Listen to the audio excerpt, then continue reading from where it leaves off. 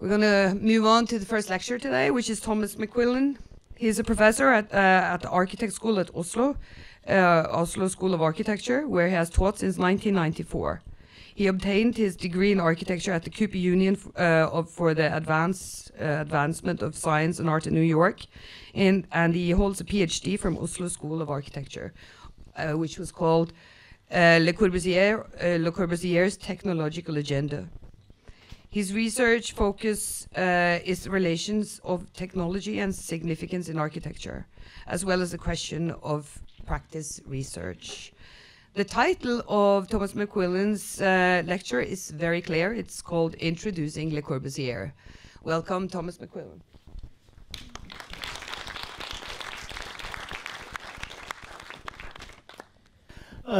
Good morning.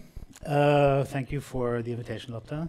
I have the kind of unenviable task of introducing this person. Lotte said something like, can't you just tell us about his project, how it developed, what it meant for the world, and how it all ended? So I'm going to try to do that in a very sort of broad way. I think we have a number of people later today who will be talking more specifically about aspects of his work and probably in a more particular way. I just wanted to ask right off the bat about who's here today. Can I just get a show of hands of who are artists here? Yeah, mainly, yeah. Any architects? Some, yeah. Okay, that's good. Then I know sort of where to position myself. I love to say on the introduction that art should only be about itself. I think that's what you said. What happens if architecture then is considered art? Because that, I think, is really the sort of question that we have with Le Corbusier, is that his understanding of his project is an artistic project. Through the medium or through the practice of architecture, in addition to also practicing as an artist himself. Of course, let's see how this works. He's best known as an architect, and that is probably where his greatest impact has been made in the 20th century. This is an image of one of his least mimicked buildings, the chapel at Grandchamp. Probably least mimicked because it was most original. But he had an incredible impact both on the development of the modernist period as a whole, but also the development of the architecture of that period, and of the architecture that we kind of have as a everyday architecture throughout the world today, and that's globally. Of course, he was also a designer, and in collaboration with Charlotte Perriand, he worked with furniture throughout his life, also before her as well. And some of his pieces are very iconic, such as this one, the chaise longue. He was also a writer, very prolific writer, published nearly 50 books, which works out to about one a year for his professional lifetime. In addition to his practice, in addition to his work as the organizer of the modern movement, in addition to being a painter, he had an incredible productive capacity. And each one of these books represents, in a way, a kind of argument with society, an engagement in the debate about how the world should be. Of course, he was a painter, and studying as an architect, as I did in the 1980s, we were always told he wasn't a very good painter.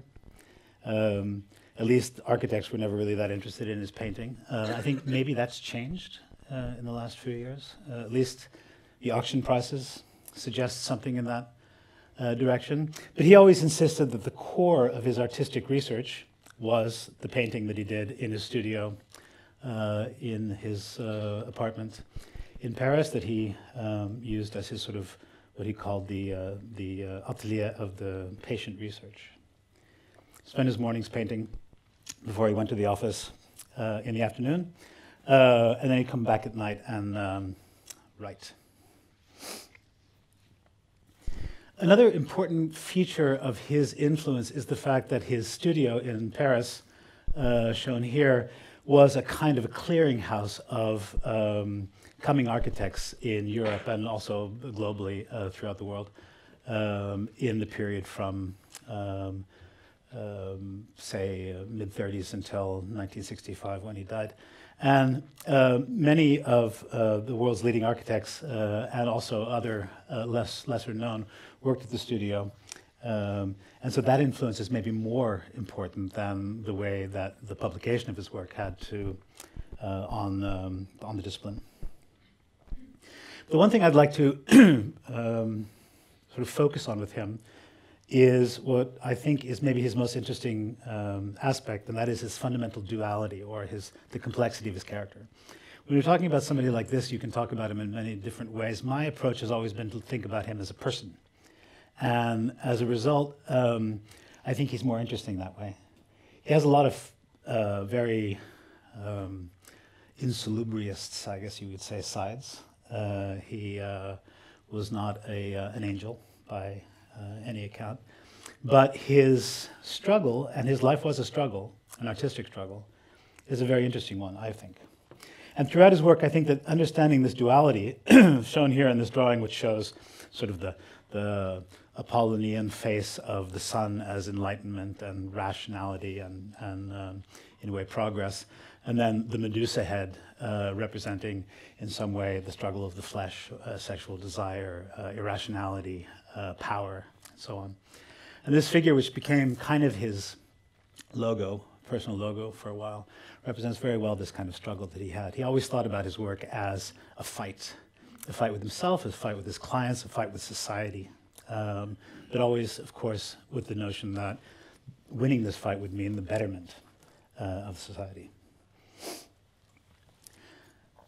Excuse me.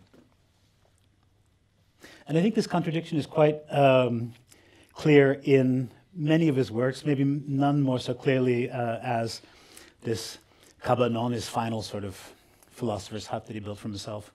Well, he said he built it for his wife. That became a sort of a symbol of his later work, that he sort of had abandoned his technological fascinations, had gone back to sort of the roots of architectural thought and architectural experience. Of course, this building is an aluminum building, which is covered with logs, so it's as they say in Norwegian, a truth with modifications. And when he was going to publish this book, publish this project later in life, the mock-up of the cover is called Machine Habitée, the machine for living, which shows in a certain sense that his understanding of what the machine is not as simple as maybe we're often led to believe. That is the idea of technological rationality or of functionalism. For example, here in Denmark in the 50s, saying, "Jeg aner ikke hva funksjonalisme er." And of course, this kind of desire to always be in contradiction and to exceed his critics is a characteristic feature of him. But as you can see here, he considers himself an artist, not an architect. And throughout his life, his understanding of his work was very much related to the idea of the universe as a perfect machine, and his ability to, in some sense, engage with that perfect machine as a human in order to realize the full potential of human life, which is expression, self-expression. I don't know if you understand the French, but it basically says a punctual machine turning since time immemorial and creating each instant. There are many ways of looking at him, but what I'd like to do is do a kind of a chronological, I need to think a bit, we were a little bit late. That's fine. A kind of chronological order of his biography, which is by no means, authoritative or anything like that. But I think it represents, in a certain sense, the most important features of his work in terms of the impact that it's had. And those are these. A first period is a kind of a tourist in the old sense, one who is traveling to, in a way, learn as a student. Later, the Purist period, right after First World War, which is in a way where this functionalistic understanding emerges. His period as an urbanist, which occurs throughout his life, but which is especially important in this period right after the crash and through the Depression until the end of the Second World War. And then what could be called his brutalist period, which is the sort of the last part of his life.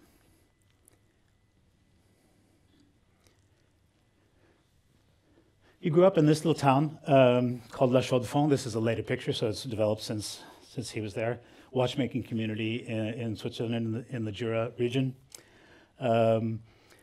Father was involved in the manufacture of watch cases, and his mother was a music teacher. And he showed an aptitude for art quite early and was sent to the local school to learn watch engraving and decoration and things like that that would be useful for the kind of life that they imagined that he would have. The instruction there at the school in La Chaux-de-Fonds was very much related to a kind of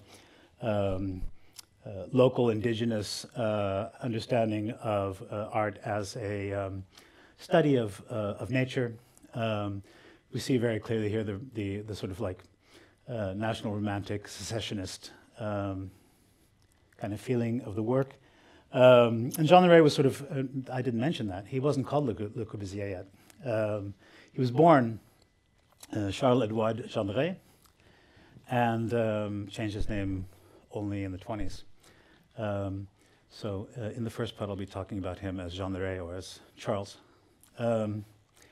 He was taught by a man named Le Platinier, who was his master, and who had bigger plans for him than the watchmaking ideas that his father had, wanted him to become an architect. Part of that study then was traveling throughout Europe and studying the kind of classic examples of architecture and drawing them. And you can see by this time he's already quite an accomplished draftsman, managing to capture a real sense of the spatiality and the light of the architecture that he's looking at. Another part of the project that his master had him doing was to translate this book, which was maybe the most important sort of treatise on urban planning of the time, city building along artistic principles by Camille Sitta. And this book had been translated to French before, but they thought badly. And I think also part of Le Platinier's idea was that this would be a learning experience for him to translate this book and to understand more about urban planning. Jean Leray went to Berlin, worked in the office of Peter Behrens, who was an important architect at the time. People like Mies van der Rohe worked there, Gropius. And there are sometimes some stories that they all sort of met together there. That doesn't seem to be the case. But in any case, the translation of this book was something that he took very serious, Jean Leray, and he learned quite a bit about city planning in the process, at least in the traditional sort of 19th century sense of it as urban morphology, space, building typology, and so on. One of the things which Sitta had as a kind of a example was the idea that the Acropolis and the Parthenon was sort of the most, I don't remember the words that he uses here, something like, the most perfect example of this kind of creation of space in an urban context.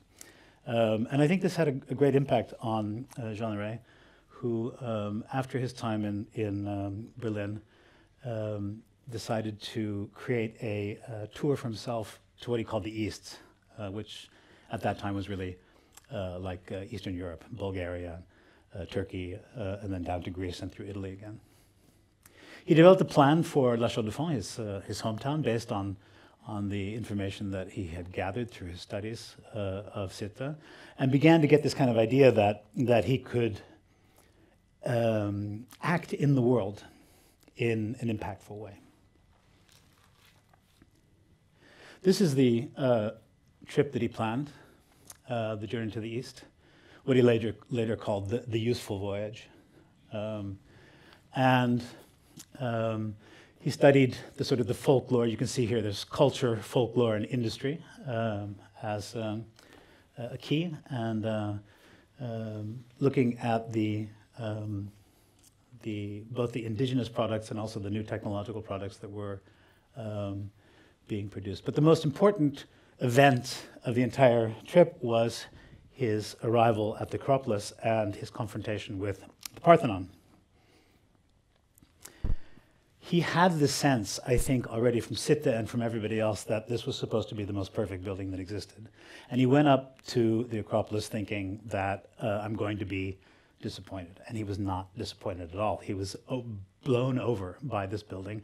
And you can see in his text from that time a sort of a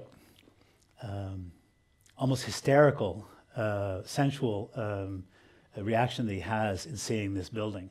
The Parthenon, a terrible machine, grinds and dominates. A very sort of suggestive way of speaking about a building, I think. And he spent a lot of time up at the Acropolis sketching and thinking and writing. And in a certain sense, this one experience, this sort of bang of being confronted with the Parthenon, represented for him, in some sense, the most important architectural experience that he ever had. And something that I think, and this is just my own supposition, that he was constantly, in a way, searching for later in all of his work, to somehow replicate that strength of that experience.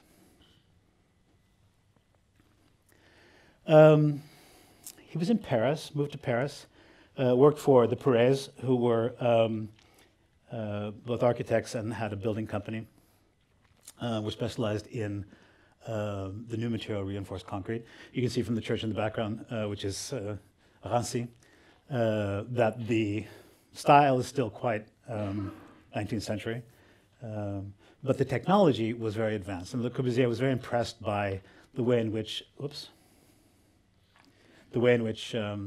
reinforced concrete could be used in manifold ways.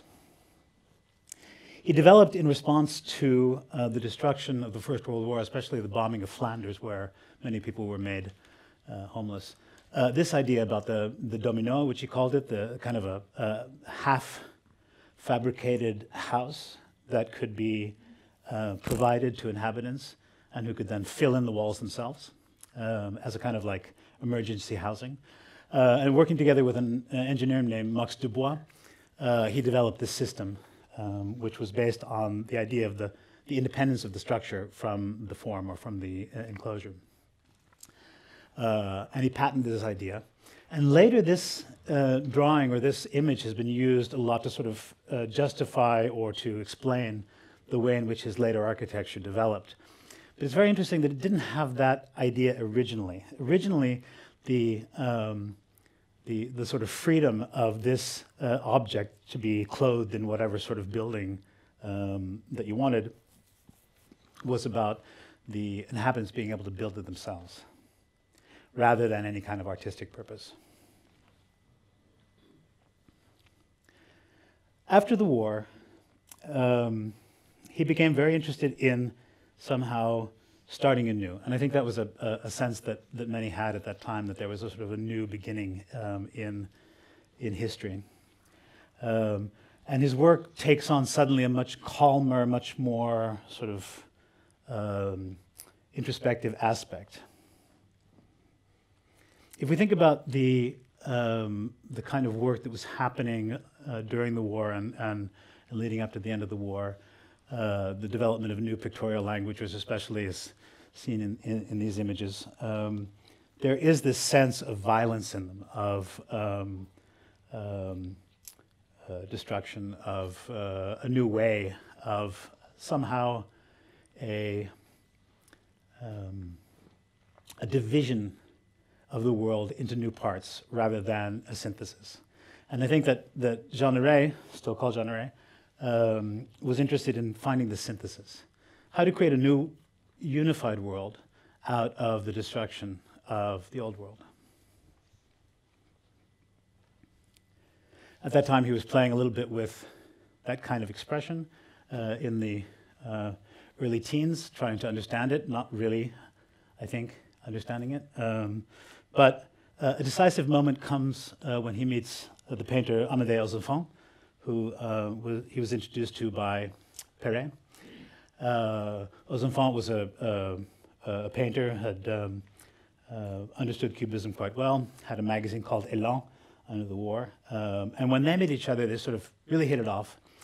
And it was incredibly important for Jean Leray, his development, to meet this man who could somehow clarify his ideas for him. And we see this throughout Corbusier's career, that he has people who sort of come in and somehow change his course. And they sort of fall on the wayside and he continues. So he has this ability to sort of encapsulate and to move on. They started painting together and decided to have an exhibition. They spent a lot of time talking, and they developed what they called Purism. And Purism is sort of a kind of a desire to reunify Cubism, let's put it that way. Using a little bit of the idea of multiple viewpoints and of the idea of simultaneity, which is very important in Cubism, but through the application of, for example, engineering and architectural drawing techniques, developing something which is much more, in a way, calm and unified. They titled their manifesto After Cubism to very clearly show that they wanted to make the next step. One of the most interesting ideas that comes out of the book or the manifesto or After Cubism is this idea of mechanical selection. They were very sort of impressed by the Darwinistic idea of evolution. And evolution, as Darwin understood it as natural selection, was based on the idea of artificial selection. That is that a farmer, for example, artificially selects the cattle that he wants to breed. Darwin used that image as natural selection. That is the way that the world, in a way, selects the kind of things that survive. And for Jean Leray and aux Enfants, there was, through the development of technology, a new sort of branch in this, which was mechanical selection. That is the idea that technology also evolves, and that through its evolution it becomes better, faster, stronger, and so on. And that as people, we needed to be able to follow along in that and to improve ourselves in the same way. There's something a little bit fascist in this whole idea, but that didn't really become clear until a few years later.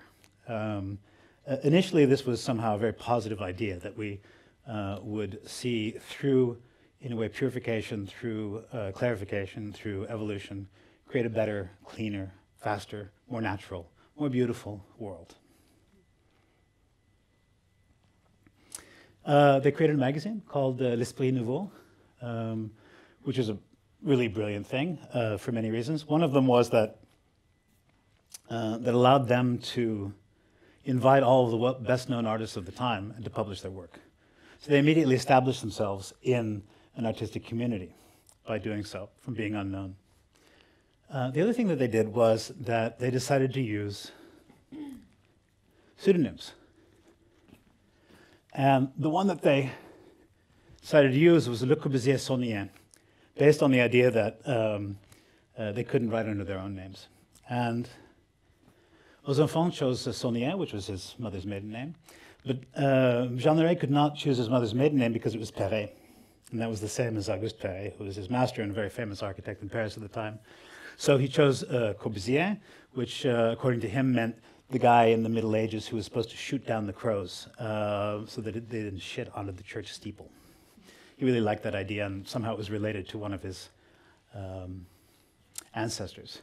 So they wrote a series of articles together at that time, Le Corbusier Sonien. Of course, they were probably mainly Le Corbusier. But in this process, he invented a new personality. And this new personality became, because of this magazine, which was sold everywhere in the world, an incredibly famous personality. And of course, he didn't really exist. This architect, Le Corbusier, was a pseudonym that he had chosen in order to create this magazine. But this pseudonym allowed him, or this new personality, allowed him to radically change his ability, I think, to develop new ideas. So you see, this is then from the book Towards a New Architecture, but they originally were published in the Esprit Nouveau, where this idea of mechanical selection is oriented in terms of both architecture but also automobiles, and where you have the notion of the Pseudonyms temple being a sort of early version and the Parthenon being the sort of the technologically perfected version, which then at the same time is paralleled by the development from the Humber to the Delage, kind of a parallel in that direction. But it can also be read in the other direction, which is that this kind of object, the temple, can be seen as an analog of an automobile. That is a kit of parts, a technical object, something that can be improved and designed.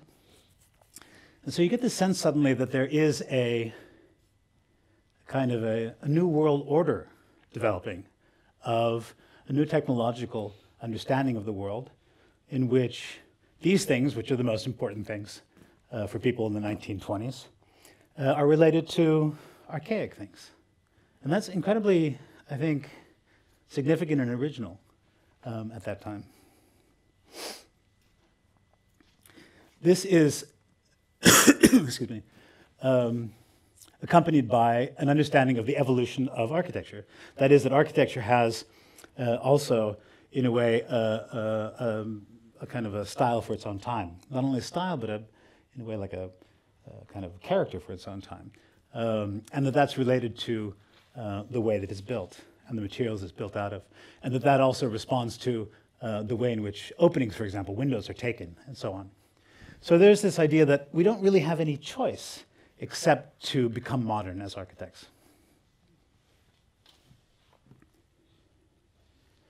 One of his first projects realized was this atelier for aux enfants. And I think, I mean, even today, it seems pretty radical with this open corner and the sort of industrial character of the space. His description of it, I think very clearly, develops what it means, this kind of machine for living. And that is, the problem must be clearly stated. In a certain sense, it's a kind of way of thinking about architecture as something that can have a scientific approach. Typical requirements of a dwelling must be determined and then resolved. That is done with railroad coaches, tools, etc. So architecture, in a certain sense, needs to be solved as a technical problem first. But not only as a technical problem, because the only reason to solve this technical problem is to produce spaces for experience, to regain that sense of wonderment that he had at the Parthenon, to create what he always called plastic emotion, to create individual freedom. Two books come out of the articles in the Esprit Nouveau, Towards an Architecture and Urbanism, and these made him more or less world famous almost immediately. So that by the time he came to New York in the 30s, he was a celebrity based on these two books, without really having built much of anything yet. And out of that comes this sort of basic statement, which every architecture student learns, but which is important, I think, because if you think about it, it has a very artistic tinge to it. Even though he's very interested in the notion of architecture being a technical problem, we're talking about a magnificent play of masses brought together in light. This is an aesthetic experience, not a technical one.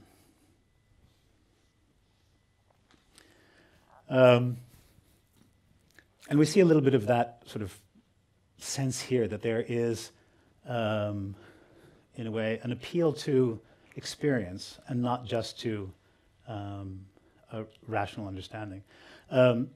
It's important to note that Purism was very important in the development of furniture and didn't get credit for many years. So I'd like to have a slide to show, that she was here. So in the development of his work in the 20s, and now we're sort of in the purest time, his name is now Corbusier. He is, in a way, getting commissions. He is working on the Weissenhof-Siedlung, which is a housing exhibition project in Germany. Mies van der Rohe is the master planner, inviting him and many others.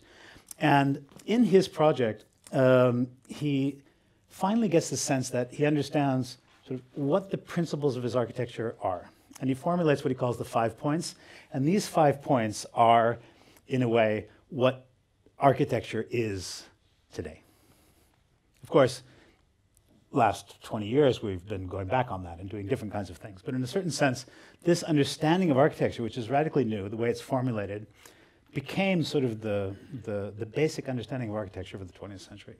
And that is this idea of dividing, analyzing the building into its constituent parts and seeing them as independent from each other.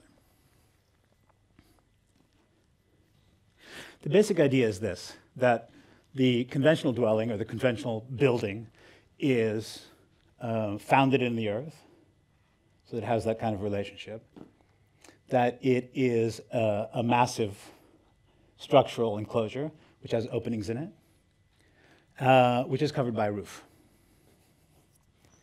The Corbusian idea, the 5 points, sort of inverts that idea by saying you have structure, the pilotis, you have floors, you have a roof garden, you open up the landscape to the landscape and to, or open up the ground floor to the landscape and to automobiles. And by doing this, you radically free up the building to have a different expressive capability than it could otherwise have in the old way. The pilotis are ultimately small columns. And the idea behind the pilotis is that by arraying them in a kind of rational grid, anything is possible. Because the walls themselves are no longer bearing anything. They don't have that job. The walls are only there to create space. When it comes to the roof garden, this has to do with understanding, and he actually is quite early on here, understanding the logistics, or the, it's not the right word, the, in a way, the technicalities of heating in modern buildings. And well, that's a little bit complicated to go into now. But in any case, the idea is that the flat roof has a particular purpose in modern architecture because of the fact that it allows you to drain the snow into the middle of the building and to not get the problems that you have with the traditional buildings with freezing happening on the eaves. But the main reason for doing this, the roof garden, is actually in order to reclaim the space, to create a new space that was never there before in architecture, and to create this kind of sense of overview.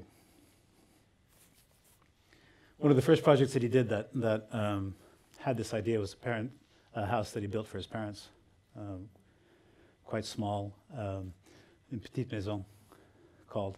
Well, he's very fascinated by the kind of wildness that emerges on this roof and the fact that there's this kind of hitherto unknown space that develops.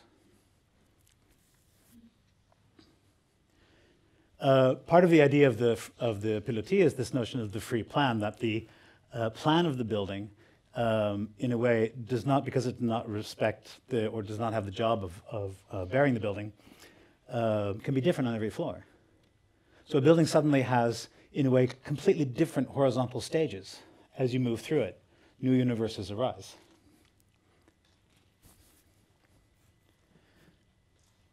Another aspect of this is the freedom of the facade, because the facade no longer has the bearing function that Corbusier believed that the strip window, which is the sort of horizontal window, is the window of our time, because it has to do with the horizontality of our motion in the landscape. With a vertical window, the sort of traditional vertical window, is a human figure, kind of classical human figure. But the horizontal window is the movement of speed of the automobile, of the train, of the future, sort of.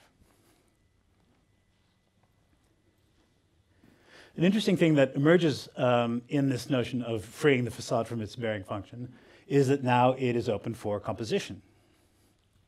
And the free facade is then this ability to think about the way the building expresses itself in a completely new way, which is not related to its structural function at all, but actually it's just expressing a kind of an image or a painting in some sense.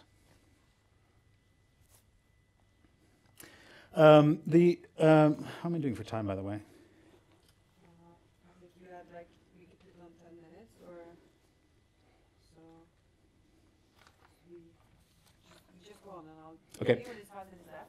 Huh? Like, if we put them like 5-10 minutes and then I tell you when it's 5 minutes left, so you know. Okay. I'm going to have to probably rush then. I'll go very quickly through this, which is sort of the ultimate expression of this idea, which is the Ville Savoir. The reason for showing this slide is to show the way in which the automobile becomes sort of the generator of the basic idea. Coming from Paris, entering in, carving out the building, and parking below. Here we see this driveway and the way in which the analytical approach of dividing all the elements allows the building to become both transparent on the final level, on the bottom level, but also in a way freely formed. Entry, and you can see the way in which it becomes sort of a composition of forms. The way in which the facade is a kind of a thin sheet that can move from inside to outside. The way in which the ramp or the basic passage through the building creates an architectural promenade. This is a kind of a sculpture in which you are invited to walk, bringing you up to this new space on the roof and a sort of a view of nature which is then pictorial. He wanted always to get off the ground. He always liked the view of nature from above, not from within. And then in the same sort of idea as Perrion, it's important to notice that his cousin, Pierre Gendré, was very important in the development of all of this work. Basically, he ran the office during the 20s, and they came back later together in the 50s in India after having fought a little bit in the 30s over the fascism of Corbusier. Then this happens, 1929. The whole thing sort of goes up in smoke, as do all of the commissions for Le Corbusier. He works a little bit in Russia and develops some projects in Paris and in Geneva. But generally, the commissions dry up, and he turns more to looking at the city as a whole. Tell me about my time again, because I'm actually only about a third of the way through. It's like 25 minutes. Okay, yeah. Okay. But I'll go a little bit more quickly. Already in 22, he develops this idea of the contemporary city. He was asked to participate in the sort of exposition that year, and they asked him to do something urbanistic, and he said, well, what do you mean by urbanism? They said, well, you know, fountains, benches, and things like that. And he said, okay, I'll do you a fountain and bench, and then I'll design you a city for 2 million people behind it. That is the result, which is sort of more of an idea than anything else, but it represents his knowledge and studies from that time, and this notion of the idea of what he called the corridor street, that is the traditional street, as being a main problem because it's been challenged by the automobile. He also had this very clear idea that I was trying to say a little bit earlier about the way in which science supports poetry. So in this diagram we have technology, sociology, economy as the sort of the basis. And he plays on the French word assiette, which means both basis and plate, as a kind of meal here, which is then, you know, creating this horizon where you have a pipe and a bird, and the sort of goal of all of this is individual creation, drama, pathos, eternal value. So technology, rationality, is always just a platform for these eternal values, as he sees it. In order to understand his urbanism, and his urbanism is probably the most impactful part of his career, and also probably the most controversial. He uses the same kind of argumentation that we saw earlier about mechanical evolution, mechanical selection in the city, the way in which the city develops over time, leading to his conception of how the city should be. And he wanted to create a new city, a city of light, one that was meant for physical habitation. I think this collage is very sort of evocative in that sense. Cancerous almost on the one side. And this is the sort of the zeitgeist. I mean, now we think about the fact that our planet is burning up. They thought very much about the fact that the planet was being overpopulated. And this is a graph of the proposed or supposed growth in population, a sort of breakdown that happens at a certain point. So the city here is a way of, if I go back, no, I can't do that. The city there is a way of somehow solving this problem, of creating more space, more light, more ability, more motion for more people. And it has a little bit to do with this idea of the automobile as changing the city, and this notion that the so-called corridor street has to be killed. And what has to take its place is nature, he thinks. So the city will be replaced by nature.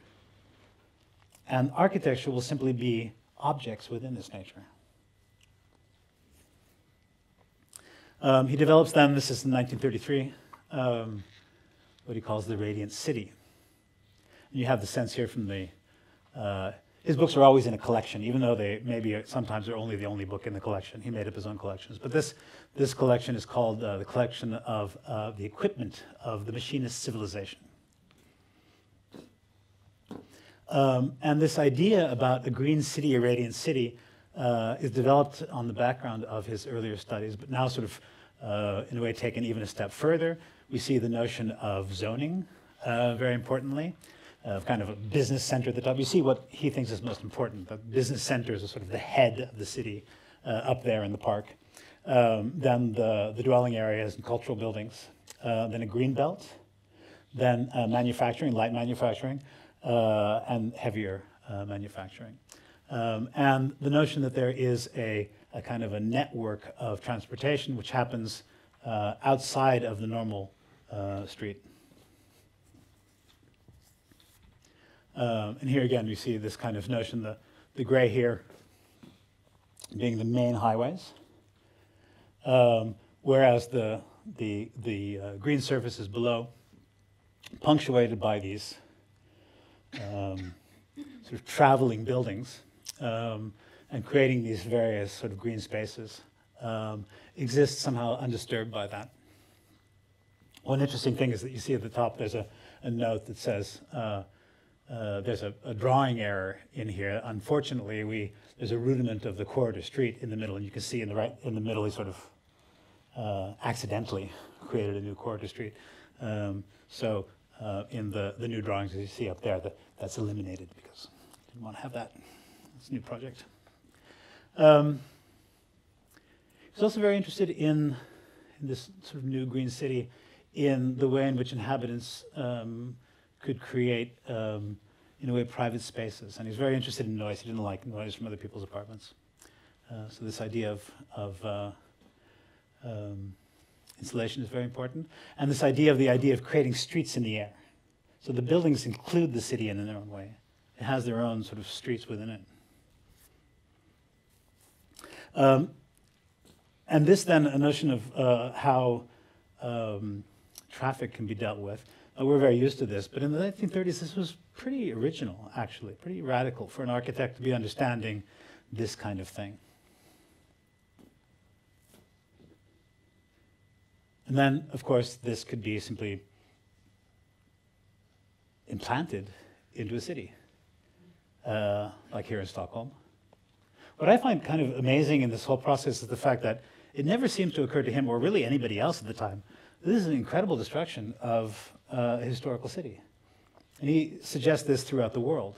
But it's just, somehow the city had become so a representative of such a kind of negative aspect, I think, that somehow it was considered completely conceivable to wipe out the center of Paris or wipe out Stockholm.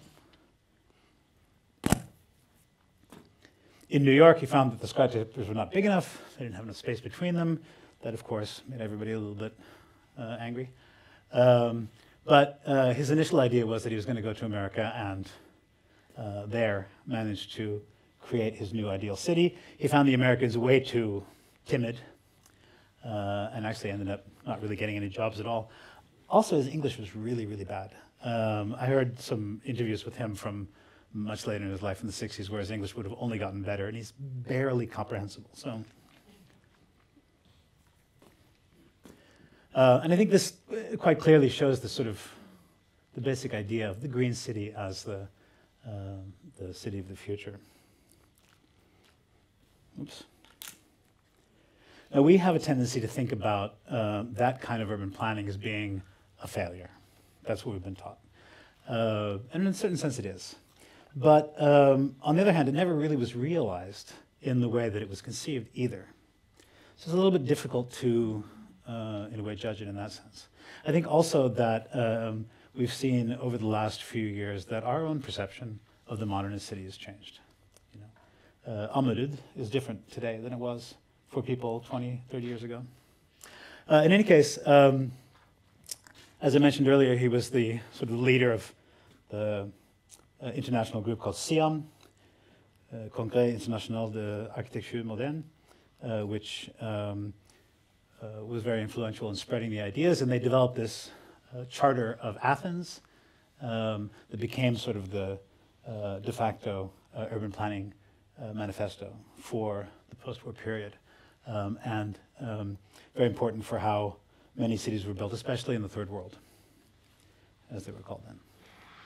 And you see here that he's still fascinated by this kind of first experience that he had at the Parthenon, even when thinking about the reconstruction of the city. Another thing which is interesting is that the fact that in order to create the city that he wants, he needs the authority of someone who can actually make it happen. And that's where his whole involvement with authoritarian figures gets a little bit complicated. He, I think, didn't really care. Yeah? Only 5 minutes? Yeah. Okay. We're 15 minutes over. Okay, yeah. I'm a little bit, yeah, okay. Yeah. Okay. You go at 5-10 minutes. I know, it's my fault. I know. Okay, yeah, let me just quickly then note that there are some issues with his fascism. But that in many ways this kind of notion of brutalism that has emerged, and we think about brutalism, I think, very much as something related to this idea of the kind of the harshness of the building. It's not about that. It's about the brute expression. It's about the rawness of the experience. Again, going back to the Parthenon. So brutalism, in that sense, is a way of trying to get that really good experience from architecture. I have quite a few more pictures, so I'm just going to go very quickly through them. Sort of, this is the first realization of the idea of the Green City. Then this one block in Marseille called the Unité d'Habitation, which then, in a way, creates this new idea of a city with kind of a roof garden, based very much on the notion of the boat as a kind of an image, and a way of trying to create a new domestic situation in which the building is a city in itself, and where there is this kind of sense of creating poetic experiences within the building. Let me just hop over that one. And the sense that, like a city, it has a whole series of different kinds of services and organizations. It's clear enough. The most interesting thing about the Unité is the fact of creating this new street in the sky with two apartments that overlap each other, both being two-facing. This is that internal corridor with these things, which are really interesting. Those are actually, those little red boxes are actually the place where the milk was placed. And these double height spaces and balconies on every apartment. Kindergarten on the roof.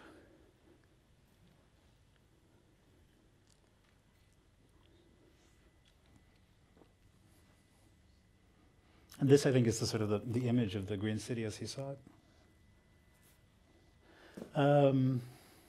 Okay, let me just go very quickly through these. These are basically the move towards a more organic language, his own studies, his fascination with nature, and the development of a reconstruction of a new church at Ronchamp. He had to be convinced because he was an atheist. But he was very interested in the way in which the building could relate to the landscape. The first models made by punching a paintbrush through plaster and creating a new kind of geometry.